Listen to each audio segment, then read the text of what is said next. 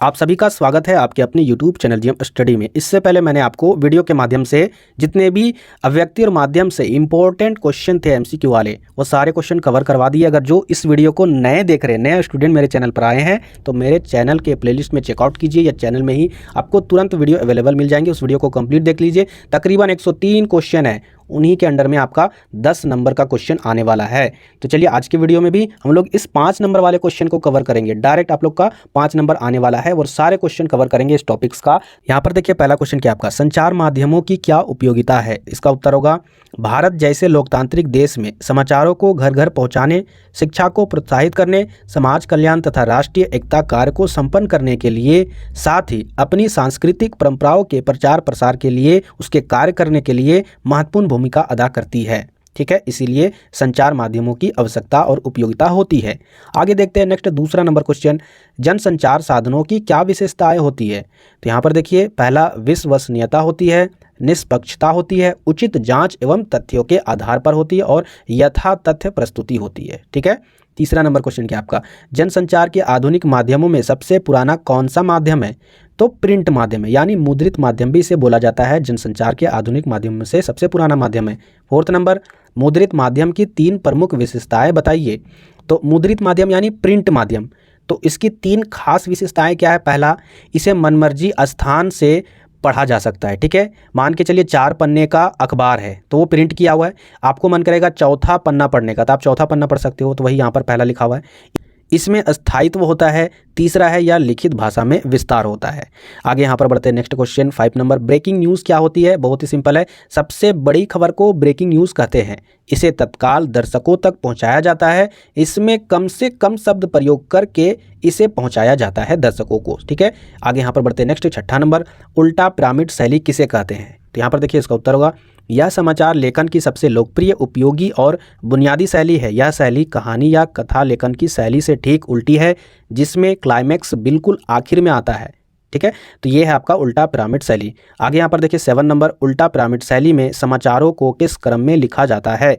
तो उल्टा पिरामिड शैली में समाचार के सबसे महत्वपूर्ण तत्व को सबसे पहले लिखा जाता है। ठीक है, सबसे इंपॉर्टेंट तत्व को सबसे पहले लिखा जाता है और उसके बाद घटते हुए महत्व के क्रम में अन्य तत्वों या सूचनाओं को प्रस्तुत किया जाता है। इस शैली में किसी घटना, विचार या समस्या का ब्यौरा कालानुक्रम के बजाय सबसे महत्वपूर्ण तथ्य या सूचना से शुरू होता है। चलिए आगे बढ़ते हैं नेक्स्ट क्वेश्चन 8वां नंबर क्वेश्चन क्या आपका, प्रिंट माध्यम से आप क्या समझते हैं। तो प्रिंट मीडिया का आशय है जिसमें छपाई वाले संचार माध्यम होते हैं। इसे मुद्रण माध्यम भी कहा जा सकता है। इसके कुछ रूप निम्नांकित है, जैसे समाचार पत्र, पत्रिकाएं, पुस्तकें, इश्तिहार आदि। ठीक है, आगे यहाँ पर देखिए 9 नंबर, रेडियो समाचार लेखन की भाषा कैसी होनी चाहिए। तो यहाँ पर देखिए इसका उत्तर है, लेखकों को बोलचाल की भाषा का प्रयोग करना चाहिए। भाषा सरल और सहज होनी चाहिए। शैली को प्रवाह युक्त होना चाहिए। वाक्य छोटे छोटे और अपने अर्थ में स्पष्ट होना चाहिए। रेडियो के लिए लिखते समय समाचार लेखकों को प्रमुख बातें ठीक से समझने की कोशिश करनी चाहिए। इनकी भाषा सहज, सरल, संप्रेषणीय और स्पष्ट होनी चाहिए। समाचार वाचन में उद्घोषक या एंकर को कोई कठिनाई नहीं होनी चाहिए, इसका विशेष ख्याल रखना चाहिए। मतलब आप अपनी भाषा से लिख सकते हो। कुछ कुछ जो टफ वर्ड होते हैं ना, जैसे यहाँ पर लिखा हुआ ये और यहाँ पर ये, इसे अगर नहीं यूज़ करते हो तो चिंता करने की कोई भी बात नहीं है, आप सिंपल वाला भाषा लिख सकते हो। 10 नंबर क्वेश्चन क्या आपका, सांकेतिक संचार से आप क्या तात्पर्य है, मतलब क्या समझते हैं। तो यहाँ पर इसका उत्तर होगा, सांकेतिक संचार का अर्थ है संकेतों द्वारा संदेश पहुँचाना। मनुष्य का हाथ जोड़ना, पाँव छूना, हाथ मिलाना, मुट्ठी कसना, सिग्नल देना, लाल बत्ती होना, हरी बत्ती आदि सांकेतिक संचार है। इसमें मनुष्य अपने अंगों या अन्य उदाहरणों का प्रयोग करता है। ठीक है, आदिम युग में ये साधन ही सबसे महत्वपूर्ण रहे होंगे। आदिम युग कहने का मतलब है पहले के टाइम में। ठीक है, यही साधन सबसे इंपॉर्टेंट रहे होंगे, यानी संकेत के हिसाब से वो लोग एक दूसरे से बात करते होंगे, संचार या कोई भी सूचना पहुंचाते होंगे। आज इनका महत्व सहायक या गौण संचार के रूप में सीमित हो गया, एकदम ना के बराबर इसका उपयोग करते हैं। चलिए आगे यहाँ पर बढ़ते नेक्स्ट 11 नंबर, इंटरनेट पत्रकारिता का आशय है क्या है। तो इंटरनेट पत्रकारिता ऑनलाइन पत्रकारिता, साइबर पत्रकारिता या वेब पत्रकारिता है। इनके 3 नाम हैं। इसे आप कुछ भी कह सकते हैं। इंटरनेट पर अखबारों का प्रकाशन या खबरों की आदान प्रदान ही वास्तव में इंटरनेट पत्रकारिता है। इंटरनेट पर यदि हम किसी भी रूप में खबरों, लेखों, चर्चा या परिचर्चाओं, बहसों, फीचर या झलकियों या डायरियों के जरिए अपने समय की धड़कनों, यानी जो हॉस्पिटल में देखे होंगे कि एक इस प्रकार से मशीन लगा रहता है जिसमें हम लोग का हार्ट बीट चेक किया जाता है इस तरीके से वहाँ पर, तो वो भी यहाँ पर क्या है आपका इसी माध्यम का स्वरूप है। धड़कनों का महसूस करने और दर्ज करने का काम करते हैं, तो वह इंटरनेट पत्रकारिता है। आज तमाम प्रमुख खबर पूरे के पूरे इंटरनेट पर उपलब्ध है। कई प्रकाश समूह ने और कई निजी कंपनियों ने खुद को इंटरनेट पत्रकारिता से जोड़ लिया है। चूँकि यह एक अलग माध्यम है, इसलिए इस पर पत्रकारिता का तरीका थोड़ा सा अलग है। चलिए, और आसान भी होता है। आगे यहाँ पर देखिए 12 नंबर, इंटरनेट और पत्रकारिता में क्या संबंध है। तो इंटरनेट जहाँ सूचनाओं के आदान प्रदान का बेहतरीन औजार है, वहाँ वह अश्लीलता, दुष्ट प्रचार और गंदगी फैलाने का जरिया भी है। इंटरनेट पर पत्रकारिता के दो रूप हैं। पहला तो इंटरनेट का एक माध्यम या औजार के तौर पर इस्तेमाल, यानी खबरों के संप्रेषण के लिए इंटरनेट का उपयोग। दूसरा, रिपोर्टर अपनी खबर को एक जगह से दूसरी जगह तक ईमेल के जरिए भेजने और समाचारों का संकलन, खबरों के सत्यापन और पुष्टिकरण में भी इसका इस्तेमाल करता है। आगे यहाँ पर देखिए 13 नंबर क्वेश्चन, संचार माध्यमों में समाचार पत्र एवं रेडियो की अपेक्षा दूरदर्शन यानी टीवी अधिक लोकप्रिय क्यों है। दूरदर्शन कहने का मतलब बहुत सारे स्टूडेंट समझते हैं कि दूरदर्शन वाला वो चैनल, यहाँ पर चैनल नहीं लिखा हुआ, ब्रैकेट में लिखा हुआ टीवी, ठीक है। तो टीवी जो है वो अधिक लोकप्रिय क्यों है समाचार पत्र से। समाचार पत्र जो वहाँ पर प्रिंट किया हुआ रहता है उसे समाचार पत्र कहते हैं। जो टीवी होता है जिस पर बहुत सारे चैनल है, उसमें मूवी वाले चैनल है, एंटरटेनमेंट वाले चैनल है, स्पोर्ट वाले चैनल है, ठीक है, तो वो सारे चीज़ को यहाँ पर दूरदर्शन बोला जा रहा है। याद रखिएगा, दूरदर्शन चैनल नहीं।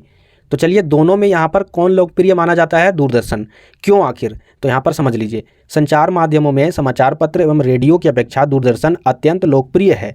इसके अनेक कारण हैं। सबसे प्रमुख कारण तो यह है कि लोगों, खासकर युवा वर्ग में पढ़ने तथा सत्य को स्वीकार करने की आदत कम होती जा रही है।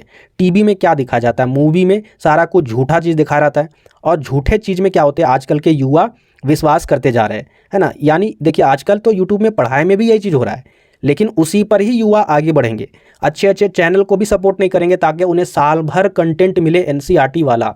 वो चाहते हैं कि सिर्फ 1 महीना या 15 दिन या 5 दिन या फिर 1 दिन में VVI क्वेश्चन जो टीचर करवा देते हैं वो बहुत बड़े स्टार है। चलिए, कोई दिक्कत नहीं है। अगर लाखों स्टूडेंट बेवकूफ़ है तो उनमें से कई हज़ार स्टूडेंट समझदार हैं जो हमारे जैसे चैनल को सपोर्ट करते हैं, ठीक है। तो चलिए यहाँ पर आगे देखते हैं।